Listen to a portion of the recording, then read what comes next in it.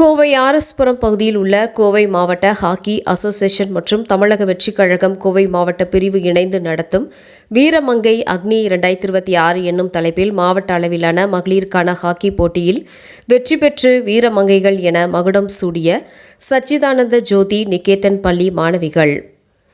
கோவை ஆர்எஸ்புரம் பகுதியில் உள்ள கோவை மாவட்ட ஹாக்கி அசோசியேஷன் மற்றும் தமிழக வெற்றிக் கழகம் கோவை மாவட்ட பிரிவு இணைந்து நடத்தும் வீரமங்கை அக்னி 2026 என்னும் தலைப்பில் மாவட்ட அளவிலான மகளிருக்கான ஹாக்கி போட்டிகள் நடைபெற்றது.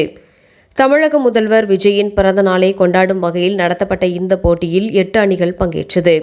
2 நாட்கள் நடைபெற்ற இந்த போட்டியில் இறுதிப் போட்டியில் இன்று நடைபெற்றது. இந்த போட்டியில் கோவை கேஜி கலை மற்றும் அறிவியல் கல்லூரி அணியும் சச்சிதானந்த ஜோதி நிகேதன் பள்ளி மாணவர்கள் அணியும் மோதின.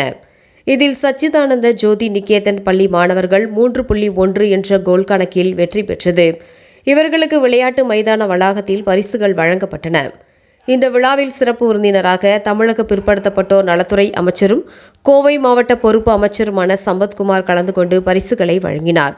தொடர்ந்து அனைவரது மத்தியிலும் சிறப்புரையாற்றிய தமிழக ஹாக்கி சங்க பொதுச் செயலாளர் முனைவர் செந்தில் ராஜ்குமார் கூறியதாவது, மாணவர்கள் தங்களது திறனை வெளிப்படுத்துவது அவர்களுக்காக மட்டுமின்றி நாட்டின் வெற்றிக்காகவும் என்பதை மாணவ மாணவியர்கள் நிரூபித்து வருகின்றார்கள்.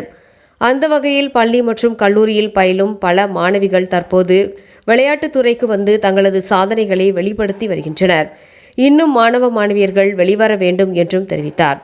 இதனைத் தொடர்ந்து பரிசுகளை வென்ற மாணவ மாணவியர்கள் அனைவரும் அமைச்சர் முன்னிலையில் குழு புகைப்படம் எடுத்துக்கொண்டு மகிழ்ச்சி அடைந்தனர்.